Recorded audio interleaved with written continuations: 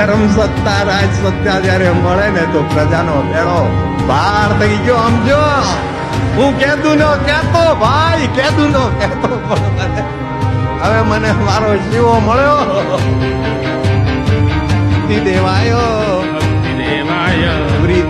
समय आ गया कि हमें पॉलिटिकल लीडर पैदा करना चाहिए समाज में. अभी तक हम मैनेजर पैदा करते रहे.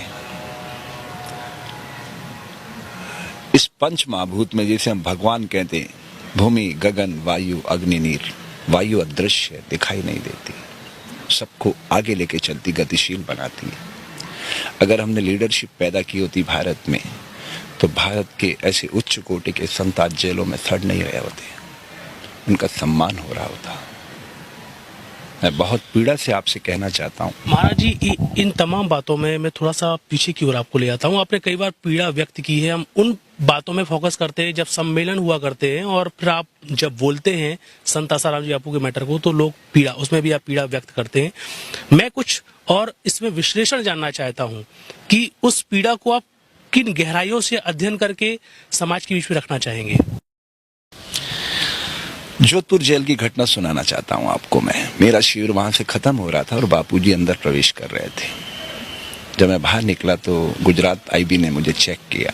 मैं वापस गया बापूजी के पास. मैंने कहा, बापूजी, आपकी किसी राजनीतिक ताकतवर व्यक्ति से कोई दुश्मनी है क्या? तो उन्होंने कहा, नहीं. आपको ऐसा क्यों लगा? मैंने कहा, इसलिए लगा कि आपके खिलाफ FIR दिल्ली में हुई, घटना जोधपुर की बताई, अरेस्ट आप मध्य प्रदेश में हुए. गुजरात पुलिस का तो कोई लेना देना ही नहीं था. गुजरात पुलिस जोधपुर में राजस्थान की भूमि पर क्या कर रही थी? खैर, मेरी बात उन्होंने नहीं मानी, लेकिन मुझे समझ में आ गया कि कोई झगड़ा है. मैं जितने संबंधित पार्टी के बड़े बड़े लीडर हैं और जो संगठन के लोग, उन सबसे व्यक्तिगत रूप से मिला. सबने मुझे एक ही बात बोली, स्वामी जी, इस मैटर पे हम कुछ नहीं बोल सकते. तो मैंने कहा, वो ऐसा शख्स कौन है जो इस सारी लड़ाई को लड़ रहा है? तो बोले, वो आप अच्छी तरह से जानते हैं. तो मैं बड़ा हैरान हो गया. फिर वापस मैंने जोधपुर जेल में शिविर लगाया. फिर मैं बापूजी से मिला. मैंने कहा, बापूजी, वहां के एक विराट व्यक्तित्व से आपका क्या झगड़ा है? खैर, उन्होंने मुझे तब भी सच नहीं बोला, लेकिन फिर मैंने अपनी एजेंसियों से पता किया तो मुझे पता चला कि उन्होंने अहमदाबाद के एक बड़ी सभा में, धर्म सभा में ऐसा बोला था. तो वो व्यक्ति समय पाकर बहुत बड़ा आदमी बन गया.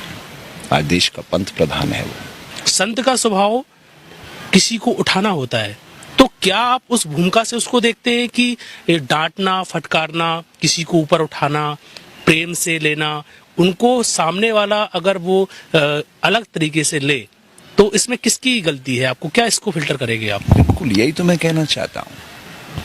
शास्त्र प्रमाण दे रहा है कि ताड़ना में प्यार छुपा हुआ रहता है.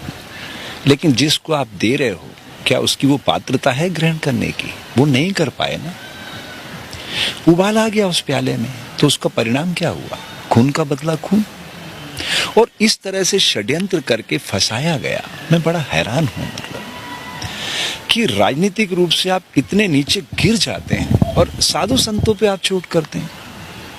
जिस व्यक्ति ने इतने लंबे समय तक सामाजिक चेतना का काम किया हो, और आप सोते सोते आदमी को जबरदस्ती और ऐसा इस तरह से आरोपित कर दें कि उसकी सारी जो जिंदगी भर की पुण्याई कमाई है, उसको आप नष्ट करना चाहते हैं.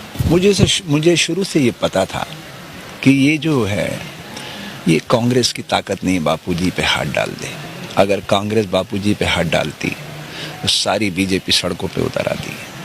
सारी बीजेपी, क्योंकि बीजेपी में अधिकांश लोग, इवन नरेंद्र भाई, सब लोग, वाजपेयी जी तो चरणों में बैठते थे बापूजी के. सारे लोग, जितने बड़े बड़े लीडर हैं उस पार्टी के, सारे बापूजी के चरणों में बैठते थे और उनका आशीर्वाद लेते थे. अचानक ऐसी क्या घटना हुई कि सब विद्रोह पनप गया? पूरे हिंदुस्तान में कहीं भी बीजेपी के लोग शामिल नहीं हुए उस आंदोलन में. तो घटना तो साफ थी, कोई बड़ा आदमी उसको हैंडल कर रहा था. तो वो आदमी कौन था? वो नरेंद्र भाई थे. ये चीज कोई भी हिम्मत से मुझे कहने के लिए हिम्मत नहीं जुटा पा रहा था कि स्वामी जी आप ये बात मत कहो, तमाशा हो जाएगा, देश तूफान आ जाएगा. मैंने कहा नहीं, जो सच है सो हमें बोलना चाहिए. साधु बने हम मर करके, हम सच नहीं बोलेंगे तो कौन सच बोलेगा? और झगड़ा वही था कि उन्होंने कहा कि भाई फूंक मारूंगा उड़ जाएगा. अब उन्होंने तो अब किस परिप्रेक्ष्य में उन्होंने क्या संदर्भ लेकर के कहा कि वो बच्चे की तरह खिलाया उन्होंने उनको, हैं? वो मंच पे खड़े होके ओम नमो भगवते वासुदेवाय करवाते रहते थे, और उस समय मंच देते थे जब उनको कोई जानता नहीं था। ये मैं नहीं कर रहा हूँ, वो खुद ही कहते थे। तो समय बदला, लेकिन बात यह है कि जब आदमी को कोई बहुत बड़ी चीज मिल जाती है तो उसका अहंकार भी उतना बड़ा हो जाता है। अभी आप देख रहे हैं पूरे सारे देश के एजेंसियों को खाए जा रहे हैं, वो सीबीआई को खा गए। क्या परिवर्तन है ग्रास रूट पे? मैंने तो राजनाथ जी से कहा कि ग्रास रूट पे क्या परिवर्तन कर रहे हो आप लोग? कांग्रेस को इतने समय से कोस रहे थे, आपको मौका दिया है, आप लाओ ना जनतंत्र यार।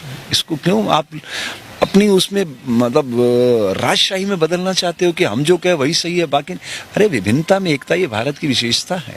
5 साल हो गए, एक संत को आसानी से जेल में रखा जाता है, मात्र सेशन कोर्ट सजा सुना देती है, इस बात को बोलकर रखा जाता है। हाई कोर्ट सुप्रीम कोर्ट है, तेजी से क्यों इस चीज को गति नहीं दी जाती है? एक दिन बेल नहीं दी जाती है, तेजी से गति नहीं दी जाती है।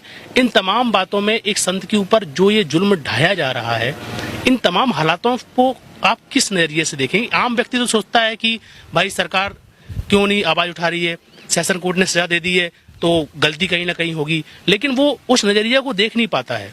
तो आम व्यक्ति को आप क्या बोलेंगे? क्या वो नजरिया है, क्या वो अत्याचार है जो आम व्यक्ति नहीं समझ पा रहा है? इन सारी बातों का उत्तर मैं आपको 1 मिनट में दे देता हूं। वोट की शक्ति को पहचानिए आप, और भाजपा को प्रचंड बहुमत से जिता दीजिए, पूरे देश में जिता दीजिए, लेकिन नरेंद्र भाई को उसके लोकसभा क्षेत्र में हरवा दीजिए। अगर आप लोग 5 करोड़ है ना, अब 1000-2000 आदमी मेरे साथ खड़े कर दीजिए, ग्रास रूट पे हम 1 to 1 जाके कैनवासिंग करेंगे, नरेंद्र भाई चुनाव हार जाएंगे, और वो चुनाव हारे दूसरे दिन बापूजी बाहर हो जाएंगे। ये उसका समाधान बता रहा हूं आपको। आप बड़ी बड़ी बातें करते हो ना, 5 करोड़ आपके फॉलोअर्स हैं, अब 1000-2000 आदमी हमारे साथ खड़े कर दो, वो हिंदुस्तान के किसी भी क्षेत्र में, गुजरात में, उड़ीसा में, उत्तर प्रदेश में, जहां से भी चुनाव लड़ेंगे, मैं वादा करता हूं उनको लोकसभा चुनाव हरवा देंगे। ये जनतंत्र महाराज जी खुली बात करते हैं हम। सवाल यहाँ अटकता है कि जो कांग्रेस की नीतियां रही हैं, क्रिश्चियनिटी और बहुत सारी ऐसी हिंदू विरोधी नीतियां रही हैं, एक संत का हृदय होता है, भारतीय संस्कृति के लिए वो जीता है, मरता है और अपने शरीर को उसी की दिशा में जोड़ता है।